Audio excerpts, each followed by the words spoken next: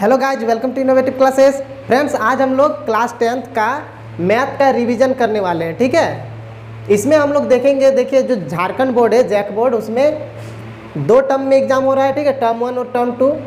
तो मैथ में जो है हम एनसीईआरटी बुक से लिए हुए हैं। ठीक है, तो चैप्टर जो है 1, 2, 3, 4, 5, 6, 10 और 12 ये टर्म 1 में, यानी कि ऑब्जेक्टिव वाले क्वेश्चन ये सारे चैप्टर से आ रहे हैं। ठीक है, और टर्म 2 में क्या है, इसमें लिखने वाला है आंसर। ठीक है, तो ये चैप्टर 7, 8, 9, 11, 13, 14 और 15 ये सारे चैप्टर लिखने वाले हैं और ये जो है ऑब्जेक्टिव यानी टिक करने वाले हैं। ठीक है, तो एक एक करके हम लोग रिवीजन करेंगे। ठीक है, तो सबसे पहले हम लोग चैप्टर 1 से स्टार्ट करेंगे। ठीक है फ्रेंड्स, तो हम लोग चैप्टर 1 से, ठीक है, जो वास्तविक संख्या है, रियल नंबर, इससे स्टार्ट करते हैं। ठीक है, तो इस चैप्टर में हम लोग को क्या पढ़ना है, एचसीएफ एलसीएम। ठीक है, एक जो एचसीएफ एलसीएम होता है वो हम लोग को देख लेना है, एचसीएफ और एलसीएम। ठीक है, यानी कि मस और लस, महत्तम समापवर्तक और लघुत्तम समापवर्तक, ये 2 चीज़ देखना है। इसके अलावा प्राइम फैक्टराइजेशन यानी आभाज्य गुणनखंड, जैसे कि मान लेते हैं 60 का बोलेगा कि आभाज्य गुणनखंड क्या होगा, तो इस तरह से हम लोग इसको तोड़ते हैं ना, इस तरह से। तो यहाँ पे जो लास्ट में आता है यानी 60 = क्या हो गया, 2 × 2 × 3 × 5। ठीक है, तो और यहाँ पे क्या हो जाएगा, 2 को 2 है तो यहाँ पे 2 पर पावर 2 × 3 × 5 इस तरह से लिखा हुआ रहेगा, है ना। क्वेश्चन रहेगा कि 60 को इसके आभाज्य गुणनखंड के गुणनफल के रूप में लिखे। ठीक है, इसको प्राइम फैक्टर्स का मल्टीपल के रूप में लिखना है, फैक्टर के रूप में। ठीक है, पहला क्वेश्चन इसी तरह दिया हुआ है, आप लोग मॉडल पेपर जो है उससे आप लोग देख सकते हैं, इसी टाइप का क्वेश्चन है, तो ये इस तरह से आप लोग बना सकते हैं। ठीक है, ये हो गया। अब एचसीएफ एलसीएम से देखते हैं कि एचसीएफ और एलसीएम हम लोग कैसे निकालते हैं। जैसे मान लेते हैं कि 10 और 15 का एचसीएफ यानी कि मौसन निकालना है, तो क्या करेंगे, 10 और 15 इस तरह से करते हैं, 10 × 1 = 10, 5 बचा। अब ये जिससे डिवाइड करते हैं इसको उठा के यहाँ पे ले आते हैं। अब फिर से 5 का टेबल में 10 2 बार में कट गया, जब तक कटेगा नहीं तब तक हम लोग आगे चलते जाते हैं ना। ये सब हम पहले भी आप लोग को सिखा चुके हैं ना, अभी बस हम लोग स्पीड से देखेंगे कैसे बनता है। ठीक है, ये जिससे लास्ट में हम लोग डिवाइड किए वही एचसीएफ है, तो एचसीएफ हो गया 5। ठीक है, अब यहाँ पे इस चैप्टर में एक और क्वेश्चन आएगा, एक क्वेश्चन आता है, जैसे मान लेते हैं ये 10 और 15 का ही हम लोग देख लेते हैं। ठीक है, एचसीएफ 5 है और मान इन लोग का हम लोग को एलसीएम निकालना है, बिना एलसीएम बनाए एलसीएम निकालना है। कैसे निकालेंगे, तो एक फॉर्मूला है, क्या फॉर्मूला है, एचसीएफ × एलसीएम। ठीक है, एचसीएफ गुना एलसीएम बराबर ये जो दोनों नंबर है, जिसका जिसका एचसीएफ और जिसका जिसका एलसीएम निकालें, यही दोनों का गुना यानी प्रोडक्ट ऑफ, या हम इसको शॉर्ट में ऐसे लिख देते हैं A × B, मतलब ये पहला वाला A हो गया, सेकेंड वाला B हो गया। एचसीएफ और एलसीएम का गुना क्या होगा, A × B होगा। ठीक है, अब देखिए एचसीएफ तो यहाँ पे 5 है, इन दोनों का एचसीएफ, मतलब क्वेश्चन कैसा दिया हुआ रहेगा, बोलेगा कि 10 और 5 इस तरह से लिखा हुआ रहेगा, एचसीएफ ब्रैकेट में लिख देगा 10 और 15 = 5। ठीक है, तो एलसीएम क्या होगा, एलसीएम 10 और 15 का क्या होगा, ये क्वेश्चन मार्क रहेगा।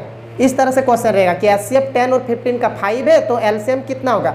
ऐसे हम लोग सीधे एलसीएम निकाल सकते हैं तो भी आंसर आ ही जाएगा, लेकिन शॉर्ट में बनाना है। जैसे यहाँ हम 10 और 15 लिए, वहाँ बड़ा बड़ा जब नंबर दे देगा तो उस समय एलसीएम निकालना थोड़ा ज़्यादा टाइम लग जाएगा, इसलिए ये वाला फॉर्मूला का यूज करेंगे। एचसीएफ और एलसीएम दोनों का गुना, दोनों नंबर का गुना के बराबर होगा। जैसे इसका एचसीएफ क्या है, 5 है, तो 5 और एलसीएम हम लोग को निकालना है, तो एलसीएम और = A × B, मतलब ये दोनों नंबर जिसका जिसका एचसीएफ और एलसीएम निकल रहा है, 10 और 15 है, तो यहाँ 10 × 15, तो एलसीएम = क्या हो जाएगा, 10 × 15 और बाय में ये जो मल्टीप्लाई का 5 है डिवाइड में हो गया। अब देखिए 5 × 2 = 10 और 2 15 कितना हो जाएगा, 30, यानी यहाँ पे 30 हो गया हम लोग का एलसीएम। ठीक है, बहुत शॉर्ट से बन गया। आप लोग यहाँ बिल्कुल शॉर्ट में बना सकते हैं। सीधे क्या करना है कि ये दोनों नंबर को गुना करना है, उसको डिवाइड कर देना है जो एचसीएफ है। यही वाला अगर एलसीएम दिया हुआ रहता और एचसीएफ निकालना रहता, तब भी एलसीएम को यहाँ नीचे ले आते, डिवाइड कर देते, हो जाता है आंसर। ठीक है, मतलब ये फॉर्मूला जो है ये याद रखना है आप लोग को। ये हो गया, मतलब एक ये क्वेश्चन दिया हुआ है मॉडल पेपर में, एक इस टाइप का एचसीएफ एलसीएम भी दिया हुआ है। ये एक क्वेश्चन सीधा सीधा दिया हुआ है कि एचसीएफ कितना होगा, इस तरह सिर्फ 10 और 15 का एचसीएफ क्या होगा, तो और फिर एलसीएम भी पूछ सकता है। तो एचसीएफ एलसीएम ये प्राइम फैक्टराइजेशन ये आप लोग देख लीजिए। ठीक है, चैप्टर फर्स्ट हो गया। अब हम लोग चैप्टर सेकेंड में देखते हैं कौन कौन सा टॉपिक आने वाला है। ठीक है फ्रेंड्स, अब हम लोग चैप्टर 2 जो है क्लास 10th का पोलिनोमियल्स बहुपद, इसका रिवीजन करने वाले हैं। ठीक है, 16 का आप लोग का एग्जाम है। तो चलिए इसमें हम लोग देखते हैं कि कौन कौन सा टॉपिक आने वाला है। ये भी ऑब्जेक्टिव वाला ही आने वाला है। ठीक है, टर्म 1 में आने वाला है। तो इसमें सबसे पहला टॉपिक जो है इसमें आएगा कि नंबर ऑफ जीरोज यानी शून्यकों की संख्या। जैसे इस तरह से एक ग्राफ रहेगा और इस तरह से मान लीजिए इस तरह से एक ग्राफ है, पूछेगा कि इसमें शून्यकों की संख्या यानी नंबर ऑफ जीरोज कितना है। तो इसमें कितना होगा, यहाँ पे इस तरह से लिखा हुआ रहेगा y = px, इस तरह पूछेगा। और इसका ग्राफ जो है वो तो उसमें इसका ग्राफ खींचा गया है, तो शून्यकों की संख्या नंबर ऑफ जीरोज क्या होगा। तो देखिए यहाँ पे px है ना, तो यहाँ x में हम लोग देखिए ये जो लाइन होता है इस तरह वाला, इसको x वाला बोलते हैं ना, 9th क्लास में भी आप लोग पढ़े होंगे। और ये वाला जो लाइन होता है इसको y एक्सिस बोलते हैं और उसको x एक्सिस बोलते हैं ना। तो यहाँ पे हम लोग को यहाँ बीच में px दिया हुआ है ना, तो x वाला लाइन में गिनना है। ठीक है, तो देखिए पहला यहाँ 1 2 3 4 यानी 4 पॉइंट पर यहाँ पे इंटरसेक्ट कर रहा है, प्रतिच्छेद कर रहा है, यानी कि शून्यकों की संख्या क्या हो जाएगा, शून्यकों की संख्या यानी नंबर ऑफ जीरोज क्या होगा, नंबर ऑफ जीरोज = 4। ठीक है, अगर इस तरह से रहेगा, बस इस तरह से आया इस तरह से चला गया, तो देखिए यहाँ बस एक पॉइंट पर टच कर रहा है, तो शून्यकों की संख्या 1। अगर इस तरह से रहेगा तो यहाँ पे इस लाइन पर यानी x एक्सिस पर, x अक्ष पर कहीं भी नहीं कट रहा है ये ग्राफ जो है, तो यहाँ शून्यकों की संख्या 0। ठीक है, अगर इस तरह से रहा तो क्या होगा, तो देखिए 1 2 3 और यहाँ पे बस टच कर रहा है तो यहाँ भी गिनेंगे 4। ठीक है, तो इस तरह से यहाँ शून्यकों की संख्या 4, यहाँ 0, यहाँ 1। समझ गए, ये भी इस टाइप का भी क्वेश्चन दिया हुआ है मॉडल पेपर में। अब ये एक्सरसाइज 2.1 का है। ठीक है, हम एनसीईआरटी बुक से बोल रहे हैं। ये हो गया, अब एक्सरसाइज 2.2 का देखते हैं। ठीक है, अब हम लोग एक्सरसाइज 2.2 का देखते हैं। ठीक है, इसमें क्या है, शून्यक। ठीक है, एक द्विघात समीकरण रहेगा जैसे ax² + bx + c।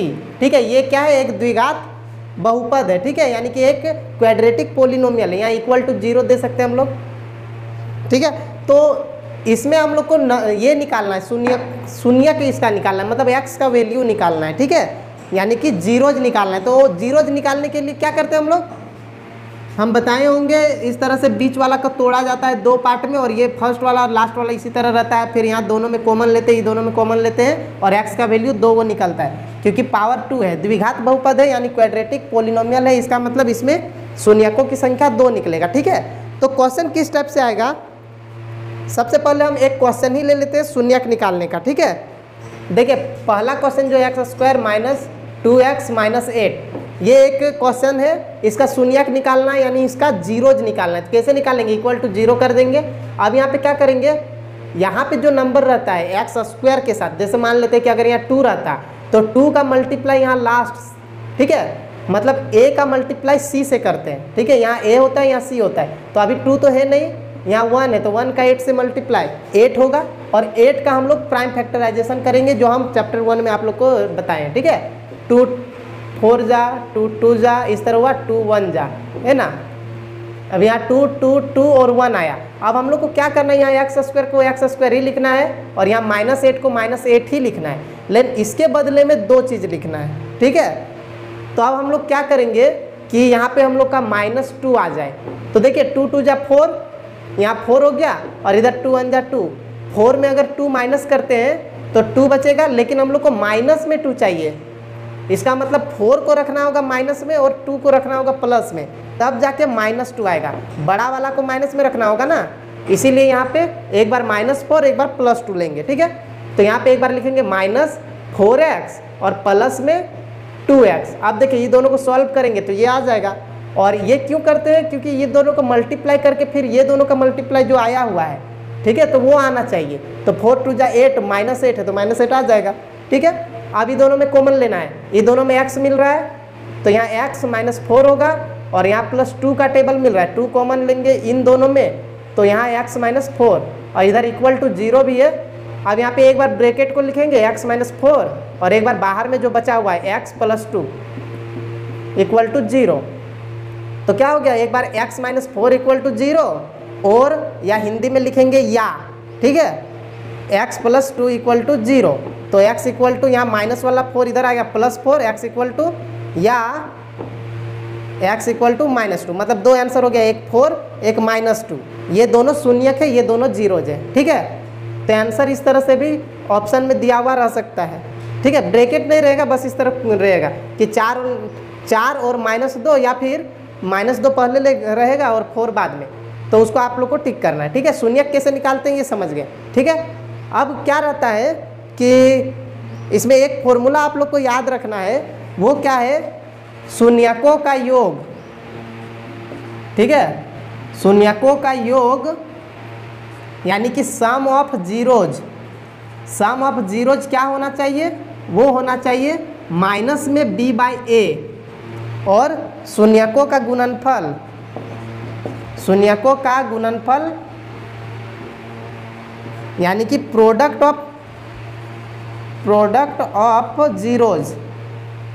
Of zeros वो क्या होना चाहिए, वो आना चाहिए c/a, ठीक है।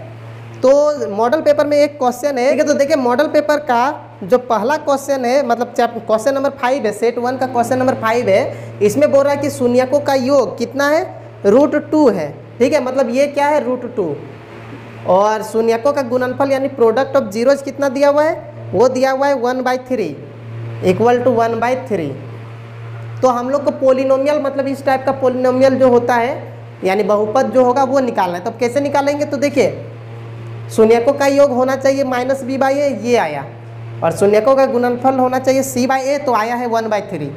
आप देखिए यहाँ पे इसका नीचे भी a है, इसका नीचे भी a है, मतलब यहाँ का a और यहाँ का a मैच करना चाहिए। अब यहाँ पे तो a 3 है, लेकिन यहाँ पे तो a नीचे 1 है, दोनों a तो मैच कर नहीं रहा है, तो a तो मैच करना चाहिए। तो इसके लिए क्या करना पड़ेगा, यहाँ 3 है तो यहाँ भी 3 बनाना पड़ेगा। तो इसके लिए क्या करेंगे, यहाँ पे 3 से मल्टीप्लाई और डिवाइड दोनों कर देंगे।